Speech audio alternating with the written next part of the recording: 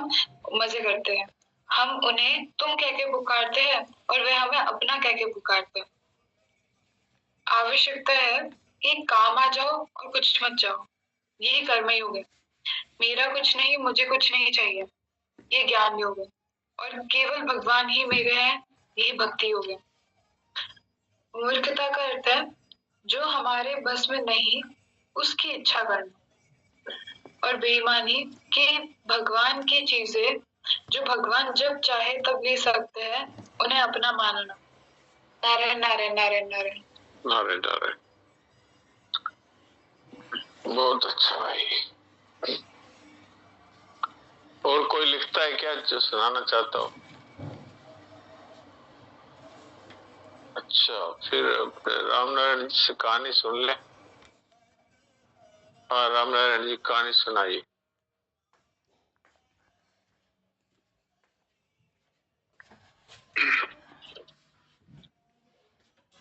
राम राम महाराज जी। राम जी राम।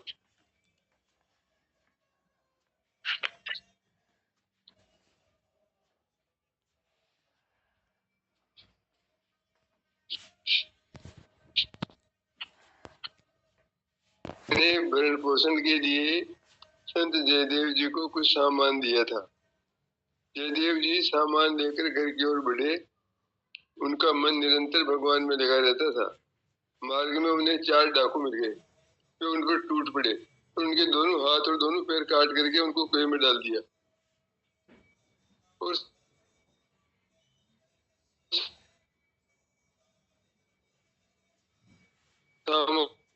लेकर चंपत हो गए। उन्हें दुष्टों पर दया आई। सोचने लगे ये बेचारे भूखे होंगे, तभी तो इस कुकृत्य पर उतारू हो गए। अच्छा हुआ मेरे धन का सदुपयोग हो गया। और फिर भगवान के कीर्तन में लग गए। वो कुआं सूखा था, इसीलिए उसमें डूबे नहीं। भगवान की कृपा से उन्हें चोट भी नहीं लगी। इधर से ही राजा लक्ष्मण सेन की सवारी जा रही थी। लोगों ने कुएं से कीर्तन की आवाज सुनी।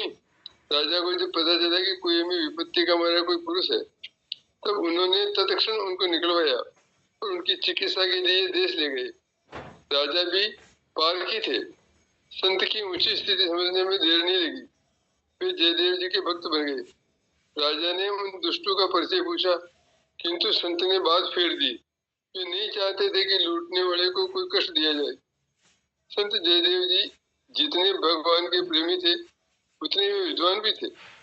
राजा लक्ष्मण सेन ने चुने हुए 5 विद्वानों की सभा बनाई, जिसे पंचरत्न कहा जाता था। 5 विद्वानों ने इनकी विद्वता को सम्मानित किया और संत जयदेव को अपना अध्यक्ष बना दिया। पीछे सर्वाध्यक्षता का भार भी इनको ही वहन करना पड़ा। एक बार राजा ने संत जयदेव की अध्यक्षता में याचकों को देने के लिए विशेष आयोजन किया। वे दुष्ट जन भी वहां मांगने के लिए आ गए। जिन्होंने हाथ काटा था वो भी वहां आए। डाकुओं ने जब संत जयदेव को अध्यक्ष पद पर देखा तो वे डर गए। सोचने लगे कि ये हमें पकड़वा न दे। इतने में संत की दृष्टि उन पर पड़ी। उन्हें देखकर उनको दया आ गई। वे सोचने लगे कि इनकी गरीबी ने इन्हें दीनहीन बना दिया है। इन्हें इतना दिला दूं कि ये अपने कुकृत्य से हट जाए। उन्होंने राजा से कहा कि राजन, ये मेरे परिचित हैं, इनको अधिक दिन दिया जाए। इसके पहले संत जयदेव राजा के कहने पर भी राजा से कभी कोई याचना नहीं करते थे।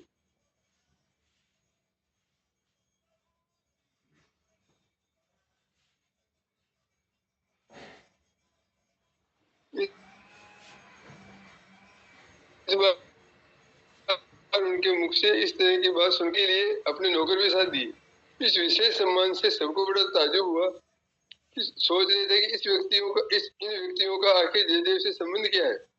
राजा के कर्मचारी भी इस कुतूहल से ग्रस्त थे। रास्ते में उन्होंने डाकुओं से पूछा, भाई तुम लोगों का संत जयदेव से कौन सा संबंध है जो इतना धन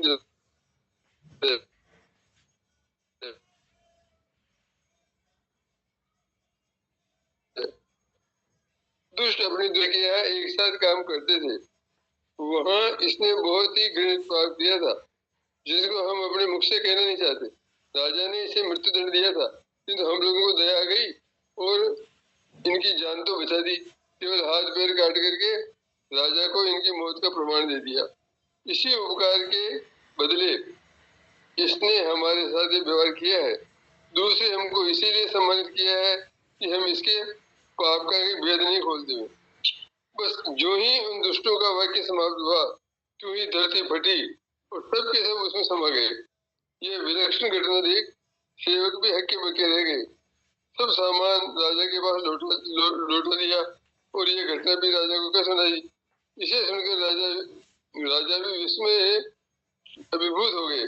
दौड़कर संत के पास गए और एक सांस में सब घटना क्या सुनाई।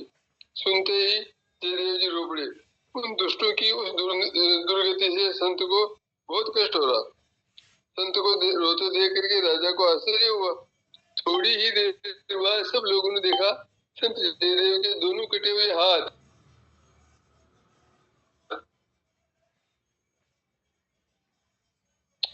और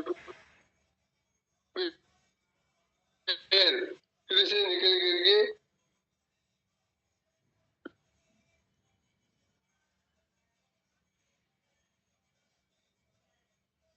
क्या हुआ? वो आपके इस जगह में बीच बीच में आवाज कट रही है, तो कोई दूसरे कमरे में यदि अच्छी आवाज हो तो वहां पे बैठ के आप बोला करें। अभी इस खाने में जो मूल बढ़िया बातें थी वो कट गई।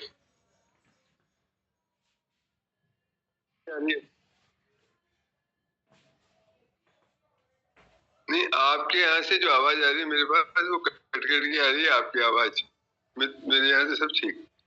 तो आपकी आवाज मैं चाहे दूसरी जगह खड़ा हो जाऊँ, चले जाऊंगा। नहीं, आपको हमारी आवाज कट कट के आ रही है, ये भी आपके वहां का डिफेक्ट है, क्योंकि बाकी सबको मेरी आवाज अच्छी आ रही है। हाँ भाई, किसी को कोई कट के आ रही है क्या? अच्छा। बोलो। नहीं आ रही। मेरे यहाँ 5G नेटवर्क है, जो अभी भारतवर्ष में सबसे बलवान नेटवर्क है। आपके यहाँ से आवाज। अच्छा, आप बताओ भाई, बाकी लोग बताओ, इनकी आवाज कट रही थी क्या? हाँ, कट रही थी, सब लोग बोल रहे हैं। इससे सिद्ध हो गया। आप थोड़ा इस जगह को बदल दीजिए। और दूसरी ये सुना भी दूंगा, चाहे आपको होगा तो वापस सुना दूंगा। बहुत अच्छी है कहानी। हाँ, ये तो इसका तो मैं सार सुना देता हूँ। अब आपने सुना दिया, मेरी सुनी हुई, इसलिए बता देता हूँ। ये जयदेव जी की घटना है। वो बड़े अच्छे संत हुए हैं और उनका लिखा हुआ गीत गोविंद है। वो जब भी गाते थे तो भगवान उनके पीछे पीछे डोलते थे, इतने अच्छे संत थे। तो ये बड़े दयालु थे, किसी के प्रति भी इनके मन में दुर्भाव नहीं होता था। तो ये कहीं पर कथा करके आ रहे थे क्या? वहां से धन मिला था क्या रामनारायण जी? हाँ? कहीं से कथा करके आ रहे थे, वहां से धन मिला था? धन मिला था। तो वो लेके आ रहे थे, तो डाकुओं ने इनको लूट लिया और फिर इनके हाथ काट करके और सूखे कुएं में डाल दिया। वो कुएं में पड़े रहे और वहां कीर्तन करते रहे और ये सोचते रहे कि भगवान ने अच्छा ही किया, उनके मंगल में विधान से में ये हाथ काट दिया तो कोई बात नहीं, मेरे कोई पापों का फल होगा। और ये धन है, ये तो अनर्थ की चीज है, ले गए, बढ़िया हुआ। वो तो भगवान का भजन कर रहे थे। उधर से राजा की सवारी निकली, तो राजा ने आवाज आते हुए सुनी तो इनको बाहर निकाल के फिर अपने राज्य में ले गए। फिर इनकी विद्वत्ता और इनकी संतत्व देख करके और इनको वैद्य से इलाज करवाया और अच्छी तरह ठीक हो गए। फिर इनके विद्वानों की सभा का अध्यक्ष बना दिया। तो एक बार राजा ने कुछ दान देने की इच्छा व्यक्त की, तो उस दान देने के लिए राजा बांट रहे थे, तो वहां पर वो भी चारों आ गए, चोर और डाकू। तो डाकुओं ने देखा कि ये तो हमारी पोल खोल देगा, लेकिन वो तो उल्टा, उन्होंने तो उनके संकोच को देख करके राजा को कहा, ये मेरे परिचित लोग हैं, इनको ज्यादा धन दीजिए। उन्होंने सोचा भाई इनके बहुत ज्यादा गरीब भी है तो इनको धन दे देंगे तो ये शायद डाकूपना छोड़ देंगे। हाँ, तो फिर इतना धन दिया, फिर वो इतना धन उनसे चल नहीं रहा था, इतना सामान धन दे दिया। तो राजा ने कुछ सेवकों को साथ भेज दिया, भाई इनको जहाँ जा रहे हैं वहां पहुंचा क्या। तो सेवकों ने ऐसे पूछ लिया, भाई आपके इनके साथ कौन सा ऐसा संबंध है कि आपको इतना धन दिलाया। तो उन्होंने एक झूठी कहानी बताई कि ऐसे ऐसे मतलब इस आदमी ने गड़बड़ी की थी, उससे इसको फांसी की सजा हो रही थी, हमने किसी तरह से इनकी गवाही दे करके इनको छुड़ाया, इसीलिए इन्होंने हमें इतना धन दिलाया। इतना कहते ही धरती फटी और वो धरती में समा गए। तो ये बात राजा के पास पहुंची, तो राजा ने ये बात बताई तो ये बड़े दुखी हुए कि देखो बेचारे धरती में समा गए, कितना बुरा हुआ। इससे आगे की बात बता दीजिए रामनारायण जी।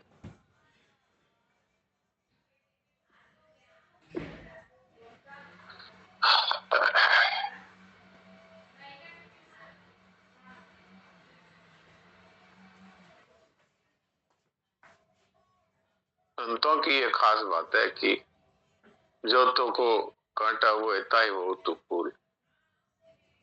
संतों की ऐसी बात है कि मंद करते जो करी भलाई, उनके साथ बुराई करी तो भी उन्होंने भलाई करी। निज प्रभु में देखे जगत तो कासन करे विरोध। हाँ जी सुनाइए। हाँ, आपकी आवाज नहीं आ रही है, मैं आपकी आवाज खोलता हूँ।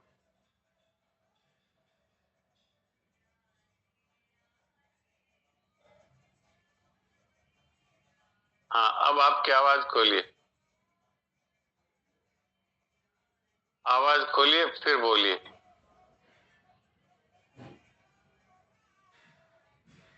हाँ अब भाई साहब अब आ रही है। वो जहाँ से धरती समा गई, ने दोनों कटे संत जयदेव जी के दोनों कटे हुए हाथ आ गए संत जयदेव जी के और वो धरती में समा गए। हाँ जी वो समा गए। इसके बाद सुनोगे? हाँ यही है बस, और तो कुछ नहीं है। सही है। ये विलक्षण घटना देखकर सेवक हक्के बक्के रह गए। सब सामान राजा के पास लौटा ले गए और ये घटना क्या सुनाई। इसे सुनकर राजा विस्मय विभूत हो गए, दौड़कर संत के पास गए और एक सांस में ये सब घटना क्या सुनाई। संत रो पड़े। उन दुष्टों की उस दुर्गति से संत को असीम कष्ट हो रहा था। संत को रोते देख राजा को आश्चर्य हुआ। थोड़ी ही देर बाद सब लोगों ने देखा संत जयदेव जी के दोनों कटे हाथ और पैर फिर से निकलकर जो के त्यों हो गए। ये है बात, हो गई पूरी। हाँ सर, कथा पूरी हो गई, ठीक है। तो ये है भगवान की लीला।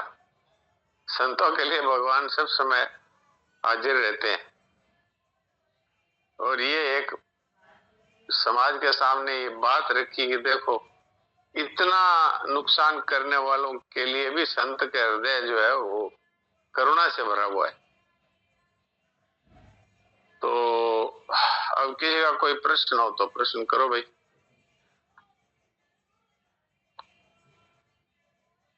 प्रश्न नहीं है तो देवकी जी से सुनते हैं शरणान जी महाराज के अमृत वचन। सुनाइए देवकी जी। जयेश भाई कुछ बोलना है क्या आपको? जी साहब, बस ये आप बोल रहे थे उमा संत की यही बढ़ाई, मंद करत जो करे भलाई, करे भलाई संत हृदय नाम नित्य समाना। कहते हैं वो अपने दुख से तो सभी द्रवित होते हैं, हाँ, पर दुख द्रवई संत। ऐसी बात तुलसीदास जी की वाणी में मिलती है। हाँ, सब लोग तो दूसरे के अपने दुख से दुखी होते हैं और संत हैं वो दूसरों के दुख से दुखी होते हैं। हाँ जी सुनाइए देवकी जी। नारायण नारायण नारायण नारायण नारायण। योग सामर्थ्य का, बोध अमृतत्व का और प्रेम अनंत रस का प्रतीक है। तो प्रेम जी प्रतीक है, उसकी बात चल रही थी। हाँ जी हाँ जी। तो उसमें नित्य विरह और नित्य मिलन शरणागत की को मिलता है जी। नित्य विरह नहीं मिले तो प्रेम की वृद्धि न हो, हाँ, और नित्य मिलन न हो तो प्रेम सजीव न हो। हाँ, वे अपने दिए हुए प्रेम को सजीव भी कर देते हैं और उत्तरोत्तर बढ़ाते भी रहते हैं। ये उनकी महिमा है। ये उनकी महिमा है। आप जानते हैं ये महिमा कब अनुभव में आती है, कब भाषित होती है? जब मानव अधीर होकर, अपने बल से निराश होकर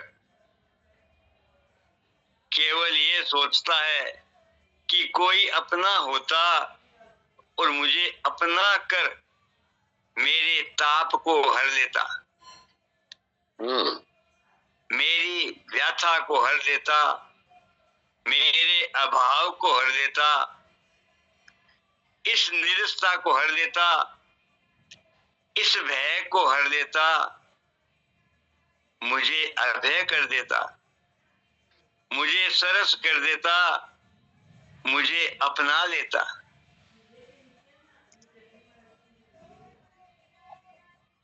यह आवश्यकता का मात्र, यह आवश्यकता मात्र जब जगती है तब वे देखते हैं कि अब तो इसने अपनी वास्तविक आवश्यकता को सोचा है, समझा है, अपनी आवश्यकता का अनुभव, अपनी आवश्यकता का अनुभव की है।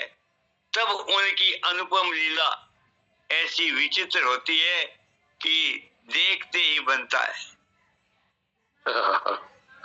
इन्होंने विरह और मिलन की बात कही है ना, ये बहुत ही मार्मिक बात है। ये कह रहे हैं कि अगर विरह नहीं हो तो प्रेम की वृद्धि नहीं होगी। अब आप भी देख लो कि अगर हम किसी से प्रेम करते हैं तो वो हमारे साथ रहता है तो इतनी उसके तरफ आकर्षण नहीं होता, लेकिन जब वो हमसे दूर चला जाता है तो उसकी याद में तड़पते हैं। तो इसका अर्थ है कि विरह है ये प्रेम को बढ़ाने में सहायक है, और मिलन है ये नहीं हो तो प्रेम में रस नहीं आएगा, सजीव नहीं होगा प्रेम। अब वो मिलन ही ना हो, खाली विरह ही विरह रहे तो फिर वो प्रेम में सजीवता नहीं आती, वो रस नहीं आता। तो मिलन भी आवश्यक है और विरह भी आवश्यक है। और कई भक्तों ने तो यही कहा है कि हम तो आपके विरह में तड़पते रहे, बस ऐसी हमारे को तो स्थिति दे दो जिसमें हम आपके विरह में तड़पते रहें, ऐसा भी संतों ने कहा है। तो ये प्रेम की विचित्रता है, उसमें विरह है उसमें भी एक रस है, और मिलन है उसमें भी एक रस है। इसीलिए राधा जी और कृष्ण भगवान के प्रेम की जब बात आती है वहां विरह और मिलन दोनों है। वो भगवान है वो छुप जाते हैं तो गोपियां हाय कृष्ण करके और ढूंढती है, और राधा छुप जाती है तो भगवान कृष्ण है वो राधे राधे करके ढूंढते। तो ये है वास्तव में प्रेम लीला। तो ये संतों ने इसका अनुभव किया है, हम लोगों को तो सुनने को मिल जाए यही हमारे बड़े भाग्य। जी सुनाइए। एक तो कहता है सखी हमारी नींद इस नसानी है, हाँ, और एक भगत कहता है कोई निद्रा दे तो बेच दो। हाँ, बेच दो निद्रा। ये चलता रहता है, ये चलता है। एक भजन आपको मैं सुनाता हूँ, विरह का एक भजन सुनाता हूँ आपको। वो मीरा बाई का ही है। हाँ, वो अभी इस प्रसंग में अच्छा है, उसको मेल खाएगा।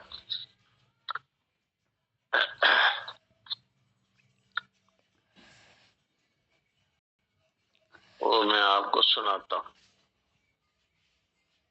मन घड़ी पलक नहीं आवड़े प्रभु तुम दर्शन बिन मोय। मन घड़ी पलक नहीं आवड़े प्रभु तुम दर्शन बिन मोय। तुम हो मेरे प्राण सांवरे, तुम हो मेरे प्राण सांवरे, कैसे जीवन होय। मन घड़ी पलक नहीं आवड़े प्रभु तुम दर्शन बिन मोय। मन घड़ी पलक नहीं आवड़े प्रभु तुम दर्शन बिन मोय। धान भावे नींद न आवे बिरह सतावे मोय। सांवरा बिरह सतावे मोय। दान भावे नींद न आवे बिरह सतावे मोय। सांवरा बिरह सतावे मोय। घायल ज्यों घूमती फिरूं रे, घायल ज्यों घूमती फिरूं रे, दर्द न जाने कोय।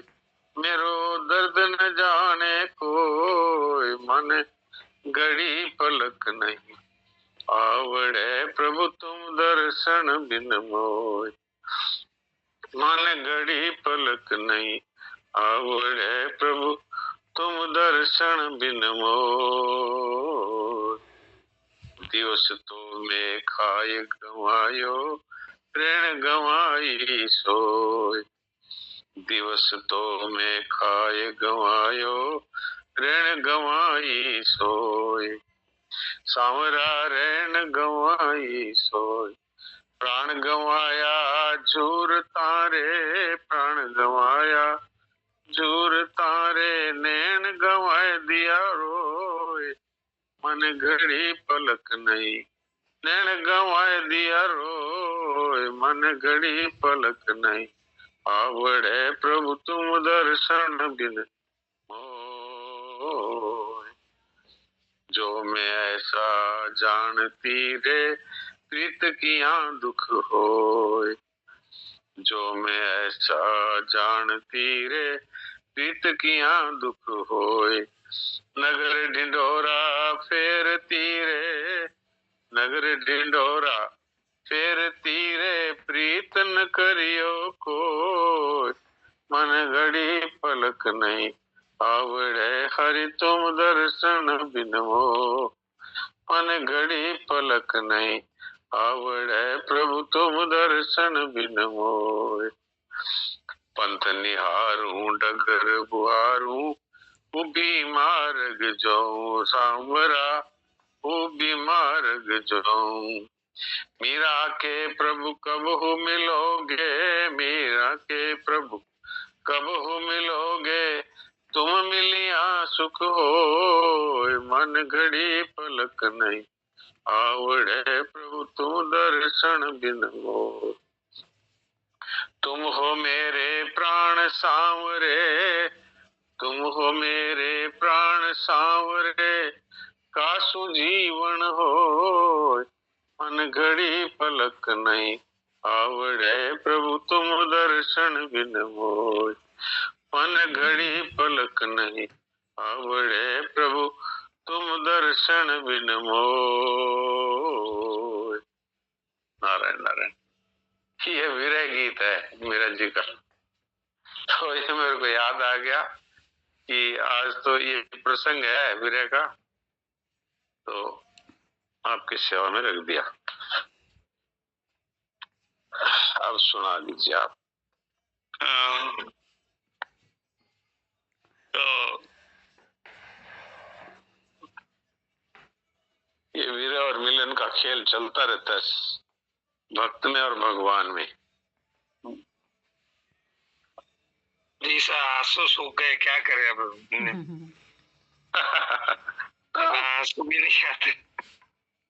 आंसू ही नहीं आते तो अपने तो बिना आंसू ही रो, और क्या। प्रार्थना प्रार्थना करते कि हमारे तो कभी आ गए तो भी मगरमच्छ के आंसू है, प्रभु आप कृपा कर दो। अरे भगवान है ना, भगवान बड़े दयालु है। वो तो कहते हैं, वो तो हृदय का भाव देखते हैं जी। हाँ, संत जन क्या कहते हैं, सुनाइए।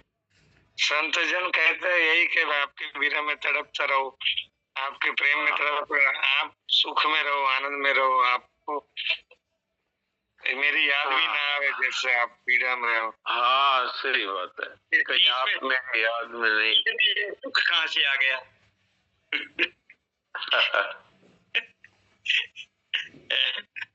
बीच में ये सुख आनंद ये कहाँ से आ गए?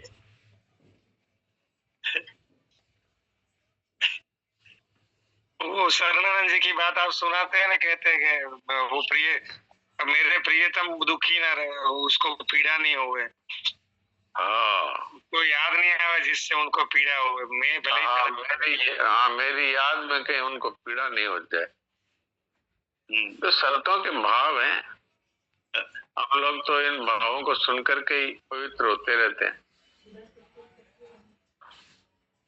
अब हमारे इस तरह के भाव कब होंगे, तो आप लोग कृपा करो, तो क्या करें।